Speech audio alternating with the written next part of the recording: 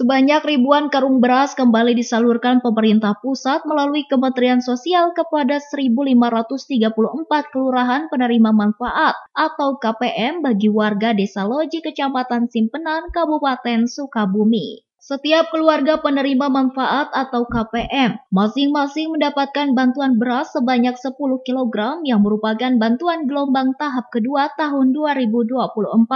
Menurut Kepala Desa Loji Papang Suherlan, bantuan beras tersebut berbeda dengan sebelumnya, di mana setiap warga penerima manfaat atau KPM yang sebelumnya hanya mendapatkan 6 kalung beras untuk 6 bulan. Namun pada tahap kedua ini, setiap KPM hanya mendapat 3 karung beras. Rencananya bantuan serupa akan kembali disalurkan pada Oktober dan Desember 2024 mendatang.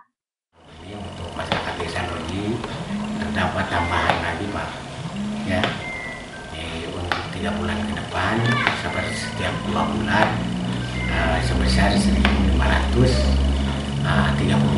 Ada penambahan 2, ya, ada penambahan 2 KPM.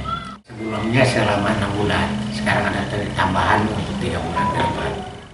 Dengan adanya bantuan beras yang disalurkan Kementerian Sosial tersebut, diharapkan dapat membantu dan meringankan beban warga Desa Loji. Dari Kecamatan Simpenan, Kabupaten Sukabumi, Indra Sopian, Tim Liputan MGS TV melaporkan.